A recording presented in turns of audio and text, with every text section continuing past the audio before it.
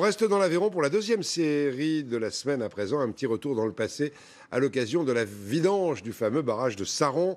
On le vide tous les 40 ans et on redécouvre toute l'histoire de sa construction. On a commencé hier, on y retourne pour la deuxième étape avec Catherine Monnier et Jean-Vincent Fournis. Cette campagne paisible voisine du Massif central vit actuellement une nouvelle page de son histoire. Avec le début de la vidange du barrage de Saron, quantité de souvenirs remontent à la surface. Ça, je m'en rappelle bien. Hein. Dans cette guinguette, d'habitude au bord de l'eau, on ne parle que de cela. Et aujourd'hui, l'eau arrive par là à peu près encore. Le lac est encore oui, à peu près, est présent juste en dessous.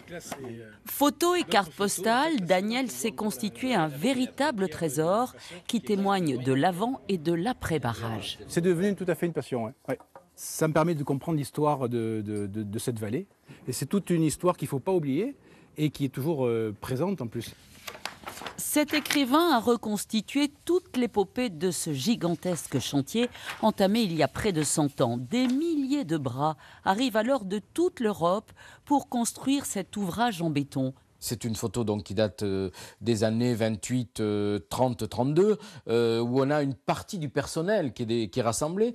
La vie de la vallée en est bouleversée, car ces ouvriers, venus souvent avec femmes et enfants, s'installent pour de longs mois.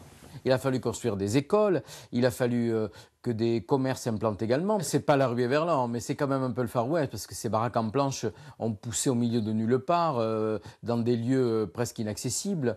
Ces clichés sont pour beaucoup signés de cet homme. Il aimait évoquer avec sa fille son rôle de photographe officiel de cette aventure. Quand il en parlait, c'était quelque chose pour lui qui était l'événement de sa vie.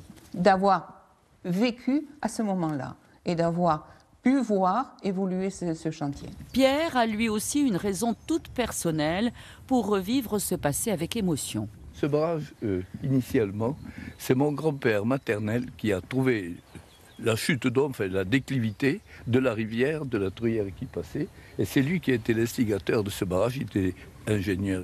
À la fin des travaux, le président de la République, Albert Lebrun, vient inaugurer l'immense retenue d'eau synonyme de progrès créée sur la Truyère.